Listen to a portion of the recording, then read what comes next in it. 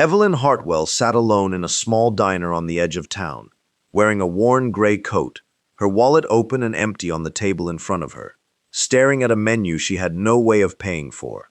Across from her, a stranger she had never met before, a tired man in a work jacket named Reilly, watched her for a long moment before quietly sliding his own plate across the table, saying nothing at all, asking for nothing in return.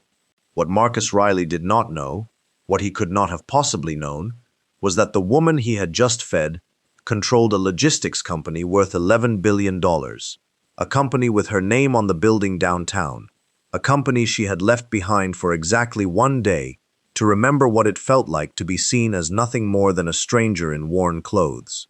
What Evelyn did not know, sitting there accepting a meal from a man who had almost nothing left to give, was that the plate in front of her, that single plate of food, was every bit as much as Reilly could afford to lose that week, and he had given it to her anyway.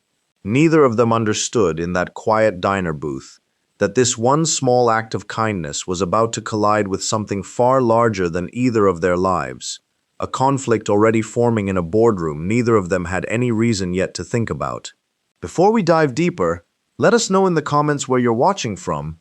We'd love to hear from you, and don't forget to hit that subscribe button so you never miss any of our upcoming videos. The next morning, Marcus stepped outside his apartment building, lunch packed, his daughter's hand in his, ready for another long day working 2 jobs to keep them both afloat. He stopped mid-step when he saw a black car parked directly outside his building, engine idling, waiting for him in a neighborhood where cars like that never had any reason to be.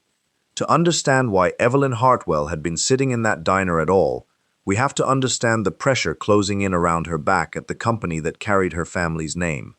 For months, a quiet unease had been spreading through the upper floors of Hartwell Logistics, a sense among senior staff that decisions were being made without Evelyn's full knowledge, meetings scheduled around her calendar rather than through it.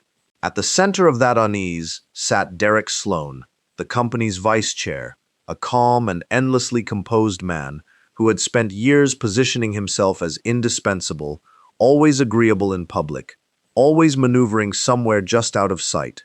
Evelyn's decision to disappear for one day, to walk through her own hometown as a stranger with nothing, had not been simple curiosity. It came from a growing fear that she no longer recognized the company she led, or the version of herself now running it. She wanted, if only for a single day, to remember what it felt like to be seen without the weight of her name attached. The black car outside Marcus's building had not been sent by Evelyn. As Marcus would soon discover, someone else already knew exactly who he was and exactly what he had done for a stranger in a diner the night before. Evelyn Hartwell had built her career standing beside her father, learning the business from the ground floor of a company he founded decades earlier, absorbing every lesson he offered without question for years. What she rarely spoke about, even with those closest to her, was her estranged sister, Grace Hartwell, who had walked away from the family company more than a decade earlier, following a disagreement neither sister had ever fully explained to outsiders. Buried in the company's oldest records, rarely referenced by anyone still working there, sat a handful of documents from the business's earliest years, details about how full ownership had eventually consolidated entirely under their father's name. Evelyn had seen those documents before, always quickly, always without lingering, telling herself there was nothing there worth revisiting. Her decision to spend a day undercover had not been random timing. It came the same week a call from an unfamiliar number left a voicemail mentioning her sister's name, a voicemail Evelyn had not yet worked up the courage to return. Marcus Reilly had been raising his daughter Lily alone since his wife's death, working 2 jobs to keep their small apartment and keep Lily in the same school she loved. Every dollar mattered in ways people outside that life rarely understood, every meal calculated against what the week ahead would actually allow. The plate he slid across the table to a stranger in that diner had, in the most literal sense, been the last full meal he could count on affording that week. Marcus was not a man who spoke often about sacrifice. He simply made it, quietly, the same way he had made every difficult choice since losing his wife, prioritizing Lily's stability over almost everything else in his life. The kindness he showed Evelyn that night was not unusual for him. It was simply who he had always been, whether anyone was watching or not. The black car waiting outside his building the next morning was about to test exactly how far that quiet decency could carry him. The woman who stepped out of the black car was not dressed the way she had been the night before. Marcus recognized her instantly despite the change. The same eyes, the same quiet gratitude from across a diner table, now standing in front of his apartment building, introduced by a driver as Evelyn Hartwell, chief executive of Hartwell Logistics. Lily, standing beside her father, watched with wide, curious eyes as the stranger from the night before turned out to be someone entirely different than either of them had imagined. Evelyn explained herself as plainly as she could, the day undercover, the reason behind it, and an offer she had decided on before she ever knocked on his door, a position within her company as both gratitude and, though she did not fully admit it, yet even to herself, an excuse to see him again. Word of the gesture reached Derek Sloan within hours, and he began quietly reshaping the story into something he could use. Settling into his new position, still adjusting to a world entirely unfamiliar to him, Marcus stumbled across an old file bearing his late wife's maiden name, attached to a small, long-forgotten ownership stake in the very company that now employed him. Unsettled, he began quietly digging through what records he could access, uncovering a buyout decades earlier that had consolidated full ownership under Evelyn's father, a buyout that appeared to have quietly erased several smaller shareholders from the company's history. Evelyn, still unaware of the connection forming beneath her, found herself noticing familiar mannerisms in Marcus, gestures and phrases that reminded her of someone from her earliest years at the company, though she could not yet place exactly who. Derek Sloan, meanwhile, began courting members of the board privately, using Evelyn's undercover day and her sudden closeness to a stranger as early evidence of instability at the top. Grace Hartwell requested a private meeting with her sister for the first time in over a decade, and the reunion that followed carried years of unspoken tension into a single quiet room. Grace finally explained what had driven her away from the company so long ago. Uncomfortable details about their father's original buyout.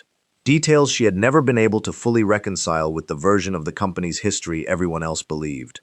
She warned Evelyn that Derek Sloan had reached out to her more than once over the past year, hoping to use the same buried details as leverage, in a plan she now understood was already well underway. On that same day, working independently, Marcus found documentation connecting his late wife directly to the very buyout Grace had just described to her sister, without either side yet realizing how closely their separate discoveries were about to intersect. Marcus brought what he had found directly to Evelyn, and the conversation that followed reshaped everything both of them believed about the night they first met. The man she had shared a diner booth with, the stranger who gave her his last meal without asking for anything, was connected by blood through marriage to the very foundation her company's fortune had quietly been built upon. Shaken by the discovery, Evelyn began to wonder whether some deeper thread of consequence, rather than simple chance, had drawn the two of them together in that diner in the first place. Sensing an opening in the growing tension, Derek Sloan leaked a distorted version of the buyout story to the press, framing the Hartwell family's fortune as built deliberately on a decades-old deception, and within hours, the company's stock began to fall. An emergency board meeting was called, and Derek Sloan formally proposed a vote of no confidence in Evelyn's leadership, citing both the resurfaced buyout scandal and her recent undercover decision as evidence she could no longer be trusted to lead responsibly. Grace, despite everything unresolved between her and her sister, chose to stand beside Evelyn publicly, presenting evidence that complicated Sloan's version of events considerably. Marcus, unexpectedly, was asked to address the board directly, given his own newly discovered connection to the unfolding story, his quiet, steady account of everything he had uncovered, carrying more weight in that room than anyone anticipated. By the meeting's end, a new document had surfaced, one suggesting Derek Sloan's own hands were far from clean in the company's history either. Further investigation revealed that Derek Sloan had known about the buyout discrepancies for years, choosing silence not out of loyalty, but patience, waiting for the exact moment that knowledge could be turned into leverage over the Hartwell family for his own benefit. Rather than continuing to hide her father's original wrongdoing, Evelyn made the decision to publicly acknowledge it, proposing a restitution plan for the families affected by the decades-old buyout, including Marcus's. Offered a settlement significant enough to change his and Lily's lives entirely, Marcus faced a decision that had nothing to do with the size of the number in front of him, weighing what justice actually meant to him against the relationship that had quietly grown between his family and Evelyn's over the preceding weeks. Cornered and exposed, Derek Sloan attempted one final maneuver to seize control before the board could formally act against him. Sloan's last attempt to seize control unraveled not because of Evelyn, Grace, or Marcus, but because of an offhand detail Lily mentioned to her father, something she had overheard without understanding its significance. The missing piece that finally exposed Sloan's scheme to the board in full. He was formally removed from the company, Evelyn's leadership reaffirmed, and the restitution program for affected shareholder families formally established soon after. Marcus, weighing everything carefully, chose a modest settlement alongside a continued position within the company, rather than walking away entirely, prioritizing stability for Lily over the larger payout he had every right to take. Was Evelyn's day undercover simple chance, or had some quieter part of her always been searching for exactly what she found in that diner? That question would follow both families long after the boardroom battle finally settled. Months later, life looked different for both families. Marcus and Lily settled into a steadier rhythm, no longer counting every dollar the way they once had.